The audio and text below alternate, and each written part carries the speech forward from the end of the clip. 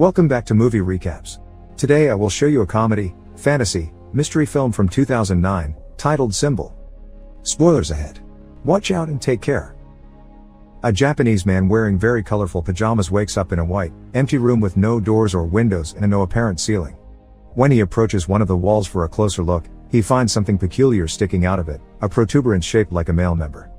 After poking it a couple of times, he presses the tip, which causes hundreds of giggling baby angels to come out of the floor and walls, staying there only for a couple of seconds before they go back the way they come. One thing they leave behind, however, now all their members are sticking out of the wall and floor.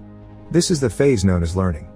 As he sniffs the finger he used to touch the weirdly shaped button, the man screams in fear, followed by crying out and begging for help from whoever may be around, to no avail.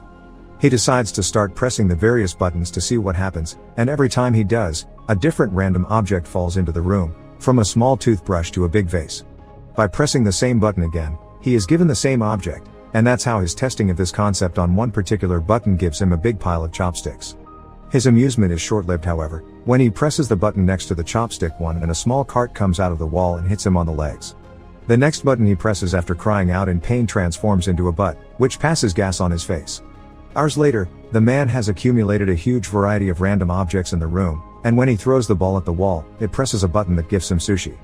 This excites him since he's been getting hungry, but he realizes that he's missing soy sauce. He asks his captors for it, but as always, he gets no answer, so he repeatedly presses one of the buttons until he has a bunch of sushi in front of him but still no sauce. Giving up, the man proceeds to eat the sushi, which he finds rather delicious, and once he's finished the last piece, he presses the button for more, getting furious when a bottle of soy sauce finally shows up. After angrily pushing the bottle out of the way, he presses a different button and gets a pair of old school 3D glasses. When he puts them on, he manages to see a baby angel pointing at his member, and the man gets happy because he thinks he may have found the answer. However, after pressing that particular button, all he gets is a countdown and a giant butt appearing from above to pass gas on top of him. Some hours later, he's read 5 volumes of a manga that he finds very entertaining, but when he presses a button to get the 6th, he gets the 7th instead. Frustrated, he starts trying other buttons, which give him 8 and 9 but still no 6. The last button he tries, though, has an important surprise for him. It opens a section of the wall that hides a door behind it. The man celebrates this discovery, but in his excitement, he loses track of which button is the one that opens the exit. He tries one at random and shockingly sees an African tribesman run from wall to wall. The next one makes water fall on his head. The third one turns out to be the one he needs, and as soon as the wall opens, he runs to it, only to see it close on his face. His second try ends the same way, and it's then he realizes that the door stays open as long as the member tip is down, so he starts trying out different ways to achieve it. First, he goes for a runner position, pressing it with his foot. Next, he hits it with a fly swatter from as far as possible, hoping the distance will make a difference in his running time. None of these work, and neither do pulling it with a jumping rope or hitting it with the air sent by a fan. His following plan is to get on the cart and push it after pressing the button, but after a few tries, he comes to accept he simply can't control it. What he needs to do is find a way to keep the button tip down. He puts the huge vase on top of it, but the button manages to stick back up again, so the man reaches the conclusion that he needs to fill the vase to make it heavier. First, he tries the water button, but it's pointless. No matter how hard he tries to redirect the water, it only falls on him and nowhere else. His next attempt involves filling the vase with sushi, but it becomes so heavy he can't even pick it up. The neck of the vase is also too narrow for his hand to go through, so the man has no other choice but to use chopsticks and remove a bunch of sushi piece by piece. Moments later, once he's removed enough, he manages to barely pick up the vase, so he does exactly that and takes it closer to the buttons. When he gets there, he finds himself having to put down the vase on the floor because he has lost which button it was again, and when he tries one, the African tribesman comes out and accidentally bumps into the base, causing it to crack and break in half. This sends the man over the edge, who, as he freaks out and yells nonstop, finds the right button and begins covering it with sushi. This, of course, doesn't work either, and the little member pops up among the rice. Then the man tries covering the button with tape, followed by tape plus a steel plate, but nothing works. After taking some painkillers to deal with the pain caused by the door every time it hits him on his back and a nap as well, the man wants to wash his teeth, so he presses a button to get water. It was the wrong button though, and this one reveals a rope falling from the ceiling. This instantly improves his mood because it gives him an idea for a new plan. He opens the door, then uses the rope to swing himself across the room and make it before the door closes. Sadly, when he tries to open the door behind the fake wall, he discovers it's locked. He returns to the room just in time before the door closes, although it manages to hit him on his way out anyway, and in frustration, he kicks the wall, activating one of the buttons and revealing the key floating in the middle of the room. Like it happens with the door though, it goes away when the button perks out again, so the man must find a way to keep both the key in the room and the door open. First, however, he needs to find the button again, because he got distracted and lost it. By observing more or less where his foot would have landed when he kicked the wall, he chooses a button only to get a dog coming out of the wall to bark at him. The same happens with the next button, but luckily, the third try is successful. While keeping his eyes and a pointing hand at the button, the man walks backward and grabs a piece of sushi fish that he takes back to the wall to mark the right button with. When he presses it, however, the dog comes out again. This time he finds the button faster and proceeds with his plan. He makes the rope appear and swings on it to reach the different buttons, but it is still enough. As he falls to the floor, he sees a plunger he had gotten from one of the many buttons, and gets an idea on how to solve his little issue. He can use the plunger to touch the wall and push himself farther. After one failed attempt, the plan goes smoothly, and the combination of swinging on the rope and pushing himself with the plunger allows him to press the button key, grab the key, press the door button, and reach the door before it closes. He wastes no time and inserts the key in the lock, quickly turning it, but when he tries to open the door, he finds a nasty surprise. It also has a separate lock on the top that requires 3 numbers to open it. The man rushes out, getting hit by the door as it closes, and in frustration, he throws the plunger at the opposite wall, activating the button that releases the African tribesman.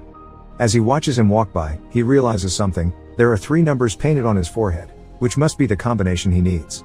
Since the time behind the door is limited, the man goes through the process of doing the whole swinging on the rope and jumping deal 3 times, 1 for each number to be put in. The 3rd time, he stays there and opens the door, which is a bit stuck and he has to push extra hard to open it. When he finally manages to do so, the piece of wall behind him closes, leaving him trapped and without enough room to finish opening the door. Devastated, the man sits on the floor and starts crying, remembering all the fun he had with the objects he had gotten from the buttons. He had been locked there too, but at least he had room to move and entertainment, and now he realizes he didn't appreciate what he had while he could. Suddenly, he feels a breeze on his face coming from the left wall. As soon as he touches it, he finds a crack that indicates it's a fake. He wastes no time and pushes the panel open before running out of there, soon reaching a mysterious hallway floating in a pitch black area. It feels like he spends an eternity running towards an exit, and when he finally makes it to a room, his hair is longer and the colors of his pajama have faded. This room is also empty and the door he uses closes as soon as he enters, but instead of baby angels, here there are adult ones, who also disappear into the wall and only leave out their members to be used as buttons. This is the phase known as practice. Meanwhile, in a city in Mexico, little Antonio's family is worried because the father, a wrestler known as Escargot Man, is behaving more taciturnly than usual. His wife thinks it may be because this next opponent is much younger than him, but the grandfather points out that what matters is experience, not youth. Escargot Man is picked up by his daughter's sister Karen on her truck and she drives him to the wrestling ring so he can start getting ready early, which includes changing clothes and praying to the Virgin. At school, Antonio is being bullied by his classmates for betting on Escargot Man, calling him a weak loser. As the time for the match to start approaches, Sister Karen takes her van again and picks up Antonio and their grandfather to take them to see Escargot Man in action. Karen doesn't stay though, and Antonio and his grandfather find some of the last seats for themselves right before the show begins. The first team that enters the ring are the Northern Tough Ones, formed by Super Demon and Tequila Joe. Then Escargot Man and his partner Silver Eagle come in under the team name Kiss Me A Lot. Silver Eagle is the first one to fight for his team with a brilliant beginning, but he's soon overpowered when the Northern Tough Ones fight him together instead of one-on-one. They keep gesturing at Escargot Man, asking him to join the fight, but he refuses to do so until Silver Eagle pulls a trick to make Super Demon and Tequila Joe hit each other, allowing him to escape. Escargot Man is quickly overpowered as well. But just when his opponent is about to hit him with a chair, the man in the mysterious room presses a member button and causes Escargot Man to magically extend his neck and knock out both opponents with a hit of his head. In the room, nothing happens, which calls the man's attention, so he keeps pressing the same button, causing Escargot Man to knock out Silver Eagle, the referee, Antonio, and even the bell. Seeing no results, the man starts trying out different buttons. One causes the singer of a metal band to breathe fire above his audience during a concert in Los Angeles. The other makes a Russian magician fail his trick when he tries to make his assistant disappear, and the third one makes a man in China bark at his own dogs. The man is about to give up when he sees some light coming from above and notices that unlike the last room, here there is no ceiling and he can see the angels flying around in the distance. He decides to try something completely new this time. Instead of pressing the member buttons, he will use them to climb the walls. It works, and every time he grabs a button with his hands or steps on them with his feet, something amazing on earth happens, from flowers blossoming to an elephant dying. The highest he goes, the more complex the effects become. It's not only nature anymore, There is also humanity in both the little and the big things, like a toaster and landing on the moon. By the time he makes it to the top, both the man's hair and beard had grown long, and he doesn't need to hold on to the wall anymore.